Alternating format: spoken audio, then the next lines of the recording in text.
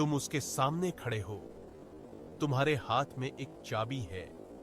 यह चाबी सिर्फ एक घर की नहीं, एक भविष्य की, एक स्थिर, शांत और सुरक्षित भविष्य की। तुम्हारी आंखों में उम्मीद है, तुम्हारे दिल में सुकून है। तुम वो चट्टान हो जो हर लहर को तोड़ सकती है। तुम वो बंदरगाह हो जहां हर जहाज पनाह लेता है। लेकिन वो तुम्हें नहीं देख रही। उसकी नजरें तुमसे परे उस क्षितिज पर टिकी हैं जहां बादल गरज रहे हैं, जहां एक तूफान पनप रहा है। तुम सोचते हो तुम क्या गलत कर रहे हो। तुम उसे सुरक्षा देते हो, वो बेचैन हो जाती है। तुम उसे शांति देते हो, वो ऊब जाती है। तुम उसके लिए एक खूबसूरत बगीचा बनाते हो और वो कांटों भरे जंगल को याद करती है। ऐसा क्यों है? जवाब तुम्हारी सोच से कहीं ज्यादा गहरा और भयावह है। यह वो नहीं, उसकी आत्मा के घाव हैं जो बोल रहे हैं। वो तुम्हारी स्थिरता से प्यार नहीं करती, वो उस ट्रॉमा से प्यार करती है जो तुम उसे नहीं दे पाते। यहां से शुरू होता है भावनात्मक उथल पुथल का वो खेल जिसे समझना तुम्हारे लिए जरूरी है। तुम सोचते हो कि तुम उसे एक शांत जीवन दे रहे हो, लेकिन उसके लिए शांति एक अनजाना, असहज एहसास है। उसका मन, उसका अवचेतन अराजकता का आदी हो चुका है। उसे ऊंचे और नीचे झूलों की आदत है। चीखना, फिर रोना और फिर भावुक मेल मिलाप, यही उसके लिए प्यार का मतलब है। जब तुम उसे स्थिरता देते हो तो तुम अनजाने में उससे उसका नशा छीन रहे हो। एड्रेनालाइन और कॉर्टिसोल का वो कॉकटेल जो उसे जीवित महसूस कराता है। तुम्हारी शांति उसके लिए एक खालीपन है, एक सन्नाटा, और इस सन्नाटे में उसे अपने पुराने घाव, अपनी असुरक्षाएं और ज्यादा जोर से सुनाई देती है। यह कोई संयोग नहीं है, यह मनोविज्ञान है। इसे ट्रॉमा बॉन्डिंग कहते हैं।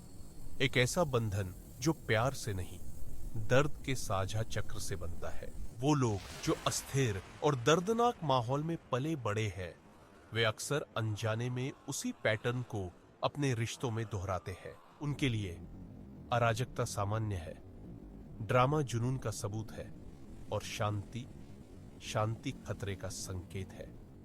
यह तूफान से पहले की खामोशी है। तो जब तुम उसे एक सुरक्षित आश्रय देते हो तो उसका दिमाग इसे एक जाल समझता है, क्योंकि उसके अनुभव में स्थिरता हमेशा एक बड़े विस्फोट से पहले आती थी। चलो एक कहानी पर नजर डालते हैं। आरव और मीरा। आरव एक आर्किटेक्ट था। वो चीजें बनाता था, मजबूत, सुंदर, स्थायी। मीरा एक तूफान थी। वो जहां जाती अपने पीछे एक रचनात्मक और विनाशकारी ऊर्जा छोड़ जाती। उसका अतीत रहस्यों और दर्द से भरा था। आरव को मीरा की इस ऊर्जा से प्यार हो गया। उसे लगा कि वो उसे स्थिरता दे सकता है, वो उसके तूफान के लिए लंगर बन सकता है। उसने मीरा के लिए एक घर बनाया। हर ईंट में उसका प्यार था, हर खिड़की से शांति अंदर आती थी। लेकिन मीरा उस घर में एक कैदी की तरह महसूस करने लगी। उसने छोटी छोटी बातों पर लड़ना शुरू कर दिया।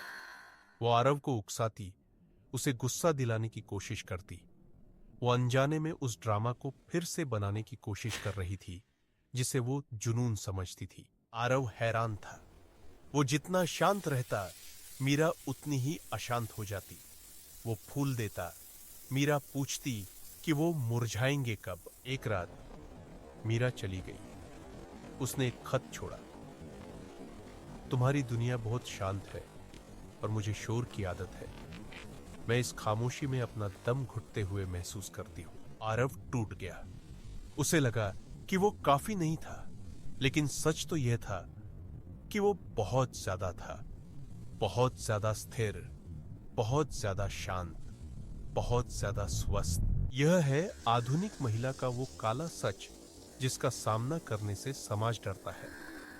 यह हर महिला पर लागू नहीं होता, लेकिन यह एक ऐसा पैटर्न है जो लगातार बढ़ रहा है। एक ऐसी पीढ़ी जो स्थिरता को बोरियत और ड्रामा को गहराई समझती है, जहां भावनात्मक घाव एक तरह का स्टेटस सिंबल बन गए हैं। वो एक रक्षक नहीं चाहती जो उसे बचाए, वो एक साथी पीड़ित चाहती है जिसके साथ वो अपने ट्रॉमा को फिर से जी सके। क्योंकि परिचित दर्द एक अनजाने सुख से ज्यादा सुरक्षित लगता है।